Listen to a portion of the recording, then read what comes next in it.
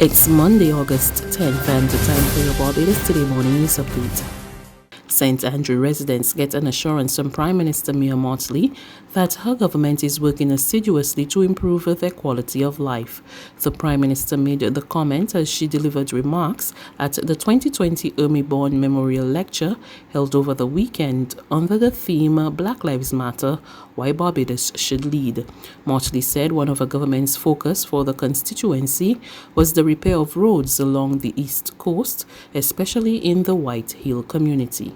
The Solicitor General is now signing off on the last contractual arrangements to be signed with the Chinese government, who will undertake the works to do all of our roads along the East Coast, which are badly in need of repair, and then about 30 main community roads within the East Coast, of which White Hill is the most prominent.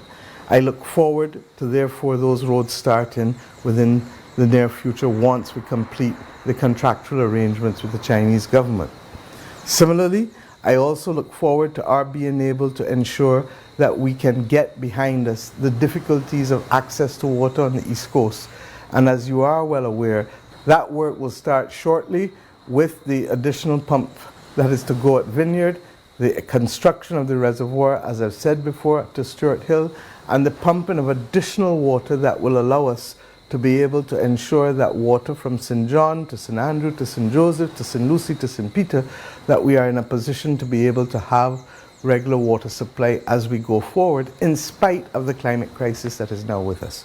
Meantime, in delivering this year's Ermy-Born Memorial Virtual Lecture, Professor Sir Hilary Beckles said Barbados has a responsibility, duty and honor to lead the world at this time within the context of the global Black Lives Matter movement. Barbados should become the freest society in the world, that every Barbadian should commit to our island becoming the freest island in the world, because it was indeed the place where slavery had consolidated itself. For 300 years, Barbados was the center of racial hatred, racial oppression, racial brutalization of African people. This is what Barbados was known for. We have a duty now to turn this head around, that Barbados should now, in its contribution to the Black Lives Matter movement, commit itself to being the leading society in the world that celebrates freedom for everyone, where every black person in the world would know that Barbados stands with them in democracy, in justice, in equality, and in freedom. We owe it to the world. We Barbadians, we owe it to the world to turn this history around. Placard-bearing demonstrators took to the streets yesterday demanding justice for Demarco Gibbs.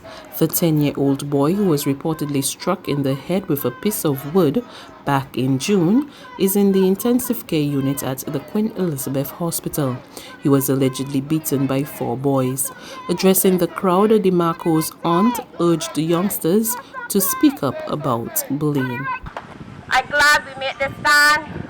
Demarco shouldn't have to be in hospital fighting for his life today.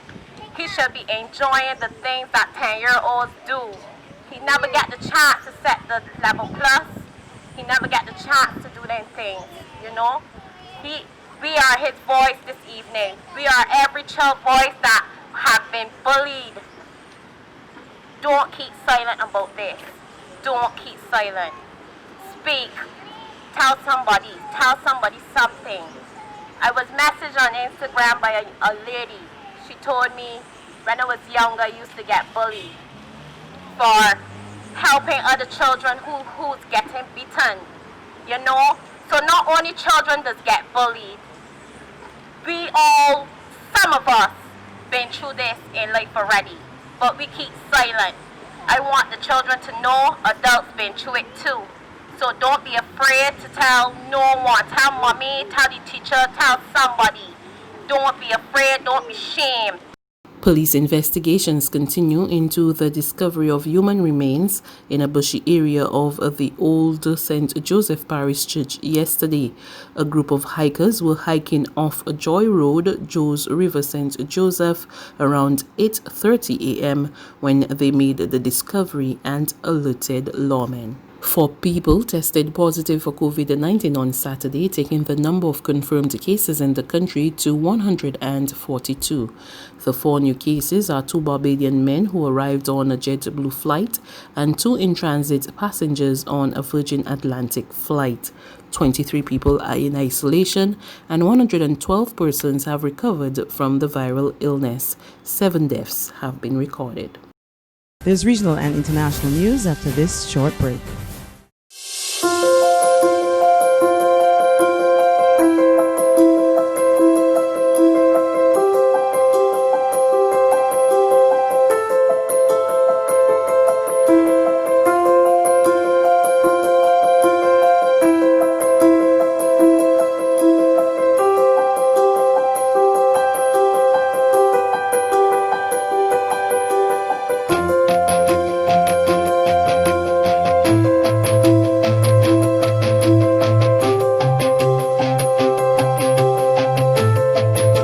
Barbados Today, news you can trust. To news from the region, it's election day in Trinidad and Tobago and voters are heading to the polls to elect a new government. An estimated 146 candidates representing 19 political parties and 4 independents are contesting the 41 seats in the country's parliament. The ruling People's National Movement is the only party fielding candidates in all constituencies, while the main opposition, United National Congress, is contesting 39 seats.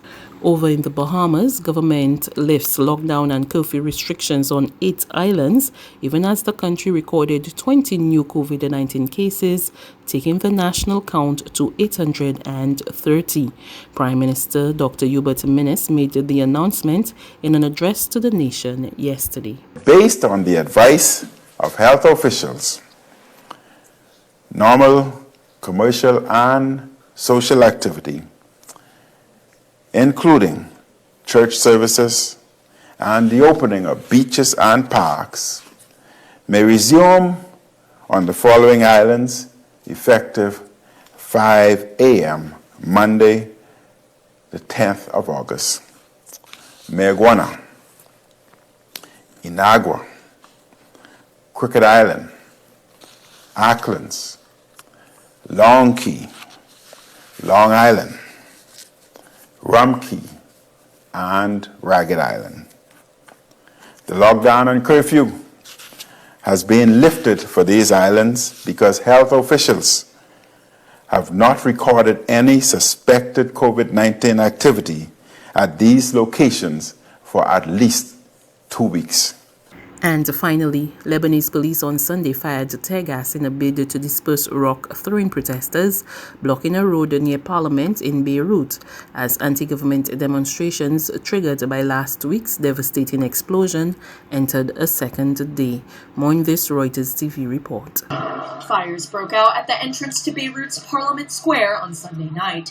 Lebanese riot police wearing body armor and wielding batons fired tear gas to try and disperse protesters hurling rocks and blocking a road nearby.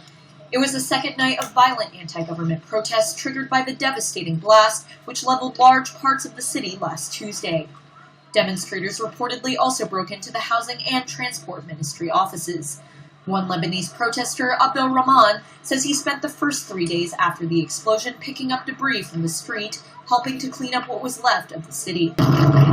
Many Lebanese say the explosion, which has killed over 150 people and injured more than 6,000, has only highlighted the negligence of a corrupt political elite. Lebanon's prime minister and president said the explosion was caused by the improper storage of over 2,500 tons of ammonium nitrate. It gutted entire neighborhoods, left 250,000 people homeless, and destroyed critical grain supplies. 2 government ministers have resigned amid the political fallout of the blast, saying the government has failed to reform. That's news.